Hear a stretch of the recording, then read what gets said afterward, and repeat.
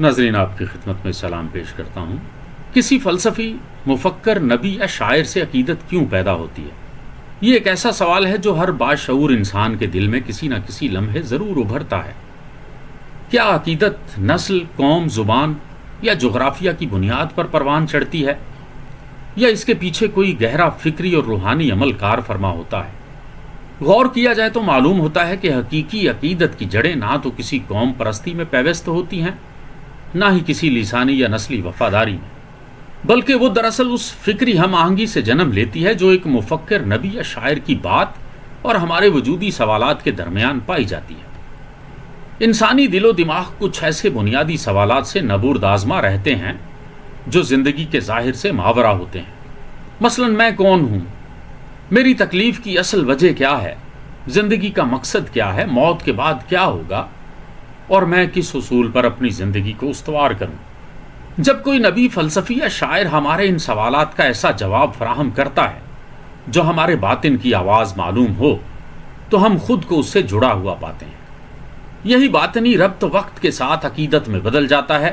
یہی وجہ ہے کہ ہمیں سقراط کا زہر پینا حق کی خاطر قربانی لگتا ہے۔ گوتم بدھ کی خاموشی میں عرفان کی جھلک دکھائی دیتی ہے۔ مولانا رومی کے اشعار میں باطن کی آگ سلگتی نظر آتی ہے، اور خداوند یسوع مسیح یا محمد صلی اللہ علیہ وسلم کی تعلیمات میں ایک مکمل نجات اور رہنمائی کا نقشہ دکھائی دیتا ہے۔ ہم ان شخصیات کے ساتھ اپنی نسل، قوم یا زبان کی بنیاد پر نہیں جڑتے، بلکہ ان کی اس بصیرت سے متاثر ہوتے ہیں جو ہمارے دل کے سناٹوں میں جواب بن کر گونجتی ہے۔ یہ عقیدت دراصل ایک قسم کی شناخت بھی ہوتی ہے، کیونکہ ہم اپنے وجود کو ان کے ذریعے پہچانتے ہیں۔ وہ ہمیں ہماری بہتر شکل اور ایک امکانی خودی کی جھلک دکھاتے ہیں۔ وہ ہمیں زندگی کو سمجھنے کا نیا زاویہ عطا کرتے ہیں۔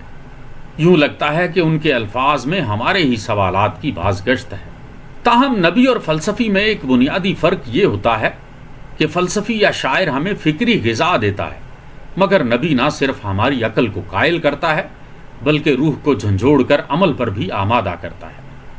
نبی کی عقیدت صرف ذہنی اتفاق نہیں بلکہ مکمل اطاعت اور اتباع کا نام ہے۔ یہی وجہ ہے کہ نبی سے عقیدت ایمان کی شکل اختیار کر لیتی ہے۔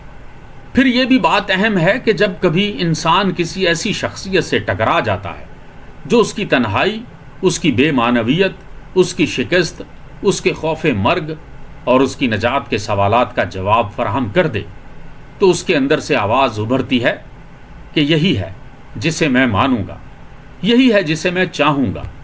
عقیدت دراصل اسی گہرے اور صادقانہ لمحے کا دوسرا نام ہے۔ یہ لمحہ کسی فرقے، قوم یا زبانی ورثے سے مشروط نہیں ہوتا۔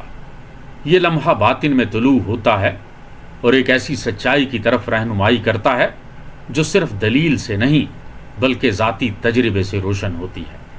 مختصر یہ کہ عقیدت اس فکر، اس شخصیت اور اس سچائی سے ہوتی ہے جو ہمارے دیرینہ سوالات کا جواب بن کر سامنے آئے، جو ہمیں ہماری گمشدہ معنویت واپس دے، اور جو صرف بتائے نہیں بلکہ دکھا بھی دے کہ ایک انسان اپنی ذات میں کتنا وسیع، گہرا اور نجات یافتہ ہو سکتا ہے۔